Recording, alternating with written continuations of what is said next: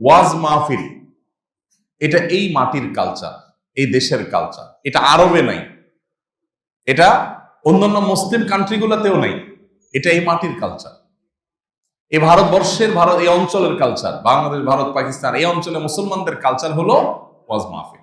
এই ওয়াজ মাহফিলের কালচারের বয়স কত? 20 বছর, শতাধিক বছর ধরে, শত শত বছর ধরে বরং এদেশে ওয়াজ মাহফিলের কালচারটা প্রতিষ্ঠিত আছে।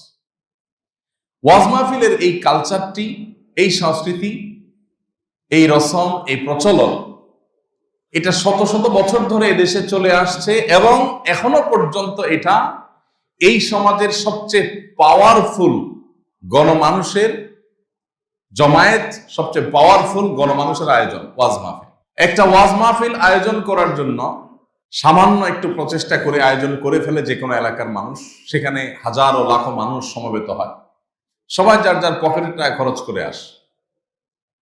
একটা ছোট্ট মেলা সামলাতে গিয়ে থানা পুলিশ হিমশিম খেয়ে যায়। লাখো মানুষের ওয়াজ মাহফিল সামলাতে গিয়ে কোনো পুলিশের প্রয়োজন হয় না।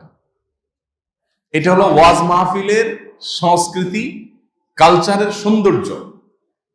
কিন্তু আমাদের মিডিয়াগুলোতে, টেলিভিশন চ্যানেল, পত্রপত্রিকাগুলোতে আপনি বাংলাদেশের মাটি এবং মানুষের এই সংস্কৃতি নিয়ে তেমন কোনো নিউজ রিপোর্ট, পজিটিভ উপস্থাপন আপনি দেখতে পাবেন না, নেগেটিভটা পাবেন।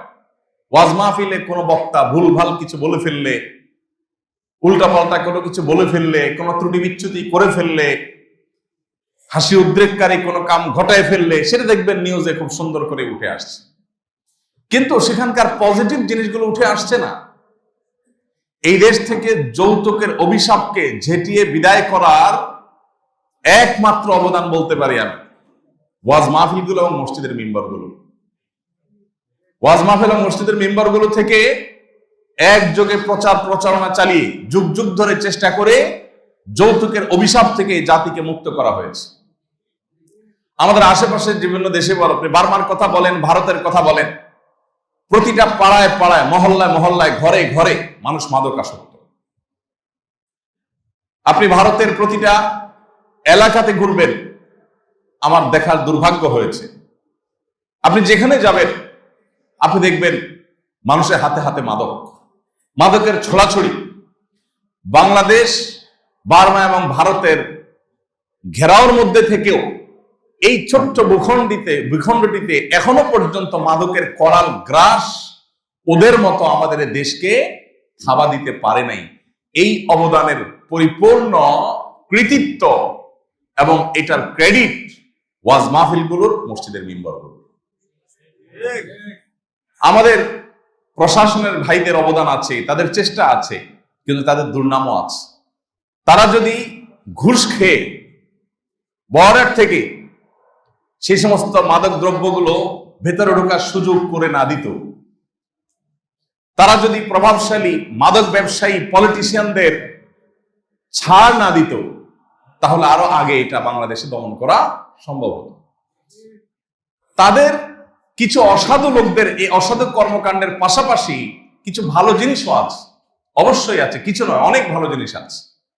এই জন্য আমাদের প্রশাসন, আমাদের পুলিশ ভাইয়েরা, আমাদের বিজিবি, অন্যান্য যে সমস্ত বাহিনীগুলো আছে, তারাও মাদক নিয়ন্ত্রণে, মাদক দমনে তাদের ভুল ভ্রান্তি থাকা সত্ত্বেও অনেক অবদানও আছে।